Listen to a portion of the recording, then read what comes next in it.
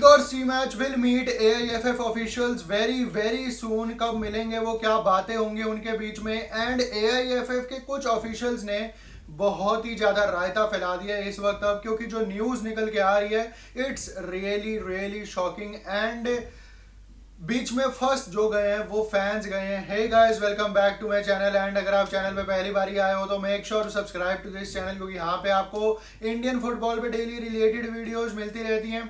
So make sure to subscribe यार। So कल बोरिया मजूमदार ने जो खुलासे करे हैं भैया, वो बहुत ही ज़्यादा शॉकिंग है। As an Indian football fan, as an Indian football audience, जो उन्होंने कल अपनी लाइव पे कहा है, इससे पता चल रहा है कि AIFF के जो ऑफिशियल्स है कितने नालायक हैं। वो बिना किसी चीज के वहां बैठे हुए हैं। वो उनको ये नहीं पता कि एक बंदे को जब कॉन्ट्रैक्ट दिया जाता है तो उसमें टर्मिनेशन क्लॉज डाला जाता है। कल बोरिया मजूमदार ने ये ब्रेक कर दिया है कि शाहजी प्रभाकरन ने जब पिछले साल कॉन्ट्रैक्ट एक्सटेंड हुआ था इगोर स्टीमैच का, तो उसमें से उन्होंने टर्मिनेशन क्लॉज ही हटा दिया।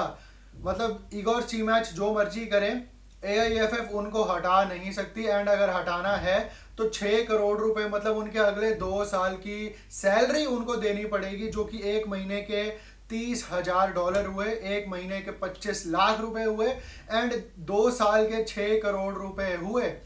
एंड ये क्लॉज हटाने वाले टर्मिनेशन का शाहजी प्रभाकरन है। एंड अब बंदूक चल चुकी है शाहजी प्रभाकरन के ऊपर कि उनको आंसर्स देने पड़ेंगे कि क्यों आपने एक अपने एम्प्लॉय का, जो कोच है, जो फॉरेन से आया है इंडियन नेशनल टीम को मैनेज करने के लिए, क्यों आपने उसके कॉन्ट्रैक्ट में से टर्मिनेशन क्लॉज हटा दिया। एंड AIFF की टेक्निकल कमेटी ने तो पहले ही कह दिया कि भैया हमें तो कुछ भी नहीं पता था।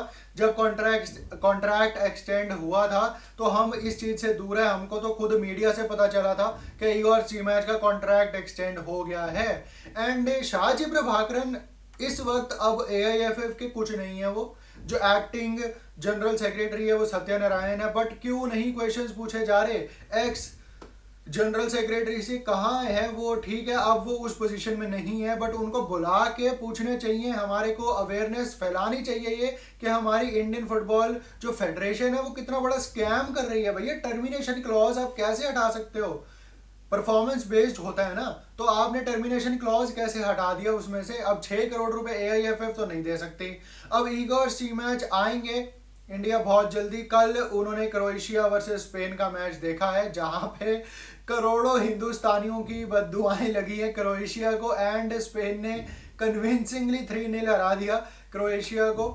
एंड अब देखने वाली बात यह है कि क्रोएशिया में थे, अब इगोर स्टीमैच वहां से वो इंडिया कब आते हैं। बहुत ही जल्दी अगले हफ्ते उनकी मीटिंग शेड्यूल है AIFF के साथ। हालांकि AIFF की अगर माने हम तो बोरिया मजूमदार ने यह कहा है कि AIFF ने अभी तक कोई भी कांटेक्ट नहीं करा है इगोर स्टीमैच के साथ 11 जून के बाद से। मतलब कतर वाले मैच के बाद से कोई कांटेक्ट ही नहीं हुआ है AIFF एंड इगोर स्टीमैच का। कितने ज्यादा उल्लू के पट्टे हैं हमारे कोचिंग भी, अगर देखा जाए तो इगोर स्टीमैच भी एंड AIFF के ऑफिशियल्स भी।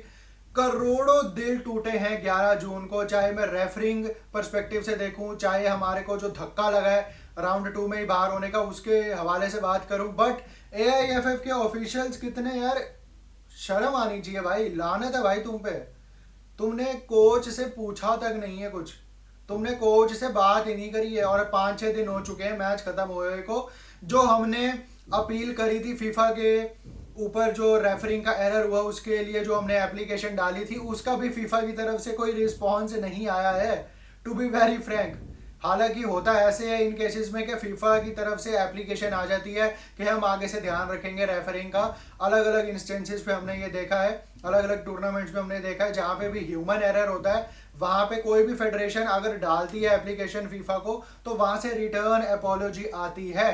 बट यहाँ पे 5-6 दिन हो चुके हैं, फीफा की तरफ से कोई भी अपोलॉजी नहीं आई, कोई भी लेटर नहीं आई, कोई भी रिप्लाई नहीं आया है। तो दिस शोज कि हमारी क्या वैल्यू है फुटबॉल में। Indian football federation is so weak कि हम फीफा से एक अपोलॉजी लेटर भी नहीं ले पा रहे हैं। इतने वीक है हम फुटबॉल में, हमारी फेडरेशन तक इतनी वीक है। हालांकि अब अगर मैं इगोर स्टीमैच की थोड़ी सी और बात करूं तो मेजर अपडेट एक ये भी है कि वो जब AIFF से मीटिंग करेंगे तो वहाँ पे वो रिपोर्ट तैयार करके देंगे जिसमें वो सेवरल पॉइंट्स बताएंगे कि जो मेरे को AIFF ने वादे करे थे उनमें से कितने वादे उन्होंने पूरे नहीं करे हैं, इसकी वजह से ये रिजल्ट्स हमारे आए हैं। आई डोंट नो ऐसा क्या मांग लिया था इगोर स्टीमैच ने जो AIFF नहीं दे पाई। हमारे नोटिस में तो यही है कि लंबा कैंप मांगा था, वो हमने दे दिया था इस बारी। आई डोंट नो कि क्या भैया लाखों करोड़ों रुपए सोना चांदी क्या मांग लिया भाई ऐसा इगोर स्टीमैच ने, मुझे तो समझ नहीं आ रहा इगोर स्टीमैच मांग क्या रहे थे। और AIFF के साथ जो वो इतनी बड़ी अब रिपोर्ट तैयार करके देंगे अगले हफ्ते AIFF को कि आपने ये मेरी डिमांड्स पूरी नहीं करी इसलिए मैं राउंड 3 में नहीं ले जा पाया।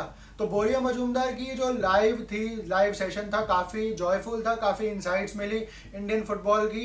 एंड इगोर स्टीमैच AIFF के बीच में इंडियन फुटबॉल फैंस पिस रहे हैं, मैं सच सच बताऊं तो, क्योंकि हमें नहीं पता कि हमारा कोच सैक होगा, क्या हमारा कोच रिजाइन करेगा, क्या कोई नया कोच आएगा, what's next for Indian football.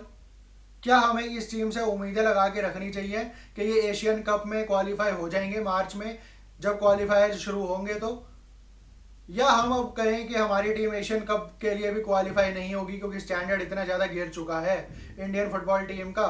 तो हमें नहीं पता कि हमें क्या एक्सपेक्ट करना चाहिए इस फेडरेशन से, इस कोच से, इस टीम से। But yes, we will back our team, we will back our boys whenever they will play. But it's a very confusing and depressing situation right now in Indian football. Where to go, what to expect, what to think, what to do. Simply there are no answers to these questions.